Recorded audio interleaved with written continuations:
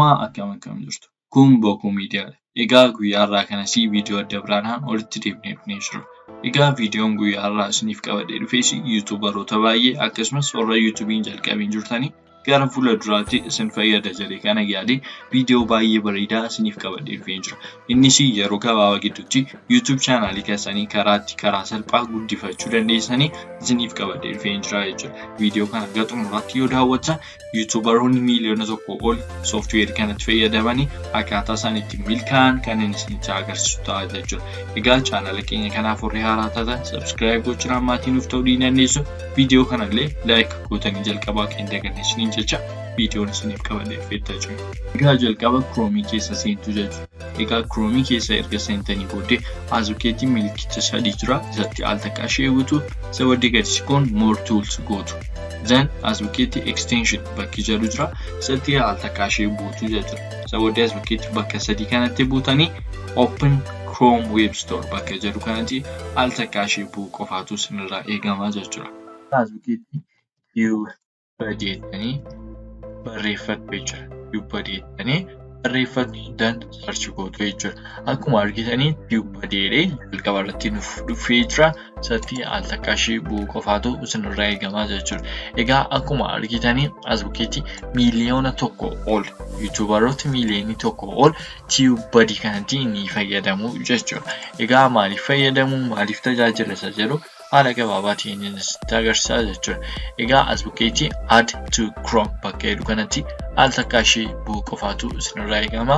Add extension gootu isa booddee amma download godhutti eeguu qofaatu isinirraa eegama jechuudha. Akkuma argitanii amma updateii gadi fi meegaabaaytii isaa xinnoo dabaleera. Akkuma argitanii meegaabaaytii 18dha. Ishee kana download goonee itti deebina jechuudha.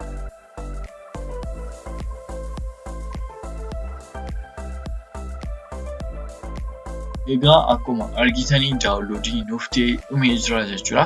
Egaa steppiin jalqaba create account'dha. Isa booddee chaanaalii keenyatti dabalaa jechuudha. Egaa akkuma argitanii sign up goonaafi jechuudha. Egaa akkuma argitanii karaa Google galinaan jechaa jira jechuudha. Karaa Google seenna isa dura ishee kana tiikii gochuufi qabna jechuudha. Warra kana lamaan tiikii goonaafi isa booddee sign in with Google goonaafi jechuudha. Egaa erga Google account keessanii sign in gootanii booddee akkuma argitanii YouTube'itti redirectii nu godhaa jechuudha.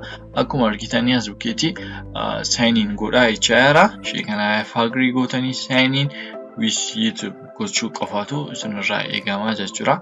Egaa akkuma argitanii accountiin na filaachisaa jira. Sign in gochaafii jira jechuudha. Isa booddee azukeetii termsii kana allow gochuu qofaatu isinirraa eegama jechuudha. Egaa akkuma argitanii erga allow gootanii waan hundumaa sign up erga gootanii fi booddee redirect godhee isin gashaa jechuudha. YouTube irratti erga isin deebisee booddee akkuma argitanii milikitii tubebuddy dhufee azukeetii nuuf dabalamee jira jechuudha. Yoo barbaaddanis azukeetii pin godhachuu ni dandeessu jechuudha. Ishee kanatti buutanii akkuma argitanii viidiyookiin as bukkee jira, tubebuddy'n immoo as bukkee jira jechuudha. Egaa akkuma argitanii tubebuddy'n keenya YouTube chaanaalii keenya wajjin connect ta'ee asirraan nuuf galee jira jechuudha. Maal akka inni nu fayyadu immoo akkuma viidiyookii YouTube studio keessa seennee ilaaluu ni dandeenya jechuudha. Egaa amma akkuma argitanii YouTube studio keessa seennee jira jechuudha. Egaa the same step here viidiyookii wajjin steppiin wal fakkaataadha jechuudha. Kan inni nu fayyadu jechuudha. Egaa garuu as bukkeetti akkuma argitanii amma viidiyoo shortsiin gadhiisaa jira. Garuu for now you can't change the thumbnail on shorts jedhaan jechaa jira jechuudha. Shorts viidiyoo gatiin gadhiisaa jira. Osoo hordofanii viidiyoon kun viidiyoo dheeraa osoo ta'e daqiiqaa tokko hojjechuu ta'eeti as bukkee milikitii pilaasii wayii alfa isatti bu'ee thumbnailii asuma irratti illee hojjechuu ni danda'a jechuudha viidiyochaaf. Garuu obviously kana photoshopidhaan hojjechuu ni dandeenya or wanta barbaanne fayyadamnee hojjechuu ni dandeenya jechuudha. Thumbnailii so kuni akka ammaaraacha adda biraatti jechuudha. Egaa ati ansuudhaan immoo akkuma argitan beekamu taagiidha. Taagii irrattis akkuma viidiyookiin kiiwordisiin baatu kunis kiiwordisii nuuf kenna jechuudha. Amma fakkeenyaaf as bukkeetti ani yoo barreessine egaa fakkeenyaaf fanii gaafa godhu as bukkeetti fanii viidiyoo akkuma argitan naaf gasheera. Fanii animal videos, fanii cat videos, kun wantoota adda addaa naaf gasheera jechuudha. Akka taagiittis fayyadamuu nan danda'a. So viidiyaa IQ fi gaafa tubebuddy ol faana goonee fayyadamnu more grow yookaan akkaataa itti chaanaaliin keenya guddatu waan baay'eef nu fayyada jechuudha. Kuni egaa asirratti illee tambanaloo jechuun waan guddaadha. Egaa amma immoo fiichariin ni qabu adda biraa tokko akkuma viidiyaa IQ'dha isas isinitti agarsiisa jechuudha.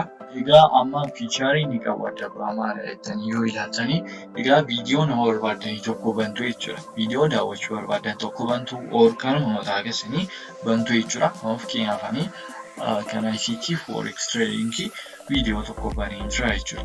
Egaa as bukkeetti wanti haaraan jiru viidiyaa IQ'n sun nutti agarsiisa as bukkeetti. Scroll gaafa goonee deemnu garuu as bukkeetti wanti haaraan nuuf dabalamee jira jechuudha. Akkuma argitan as bukkeetti nuuf dabalamee jira wanti haaraa. Egaa YouTube'n keenya wantoota adda addaa nuuf dabaleera. Sababa viidiyaa IQ fi sababa tubebuddy. Egaa as bukkeetti akkuma argitanii as bukkeetti akkuma argitanii tubebuddy'n wantoota adda addaa nuuf dabaleera. Maal nuuf dabaleera?